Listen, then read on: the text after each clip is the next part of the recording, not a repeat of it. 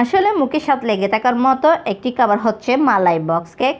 যেদিন থেকে আমি মালাই বক্স কেকের নাম শুনেছি বা দেখেছিলাম, সেদিন থেকে খাওয়ার জন্য আমার মনটা কোপাকুপ করছিল, তাই আমি একবার বানিয়েছি আর আমার অনেক ভালো লেগেছে, তাই আজ আমি আপনাদের সাথে শেয়ার করলাম। তো প্রিয় দর্শক, আসসালামু আলাইকুম, welcome back to my channel.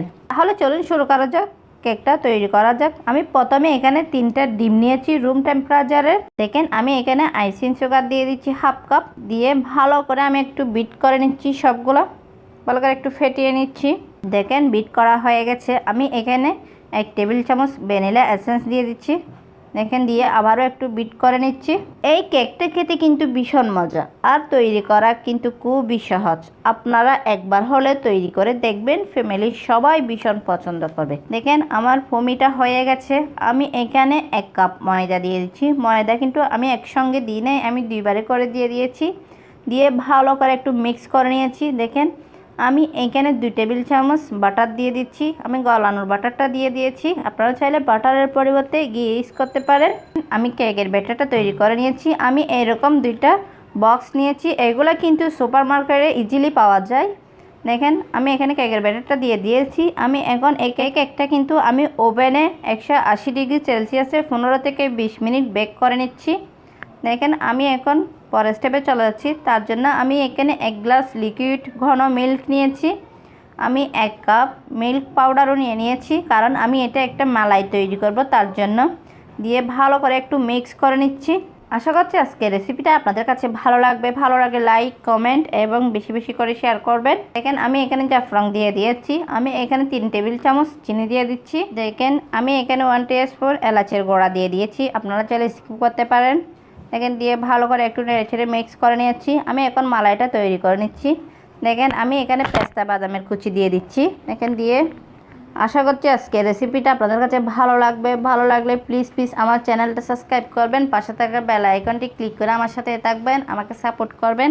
দেখেন মালাইটা হয়ে গেছে, আমি এখন নামিয়ে নিয়েছি।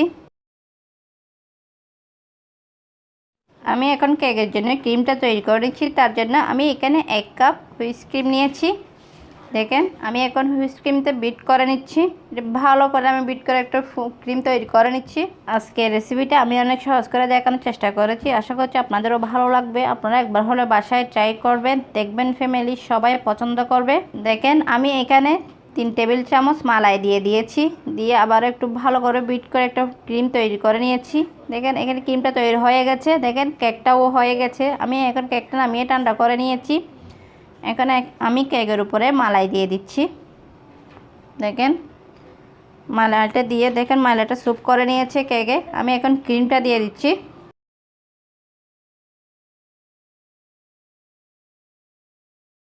দেখেন ক্রিমটা দেওয়া হয়ে গেছে। আমি উপরে গার্নিশের জন্য পেস্তা বাদাম কুচি দিয়ে দিচ্ছি।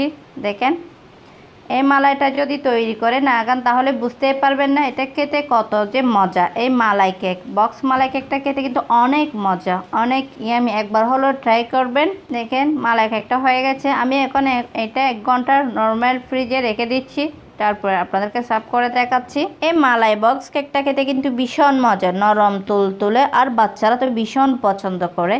দেখেন আমি একটা আপনাদেরকে কেটে দেখাচ্ছি। দেখেন কত সফট, নরম তুলতুলে এই বক্স মালাই কেকটা। আশা করছি একবার হলো বাসায় ট্রাই করবেন। আর আপনাদের কাছে আজকের রেসিপিটা কেমন লেগেছে অবশ্যই কমেন্ট করে জানাবেন।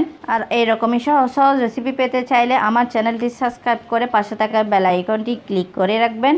দেখেন কত সফট, নরম তুলতুলে এই কেকটা। আর এতক্ষণ সময় নিয়ে আমার রেসিপিটা দেখার জন্য অসংখ্য অসংখ্য ধন্যবাদ জানিয়ে বিদায় নিচ্ছি। আল্লাহ হাফেজ।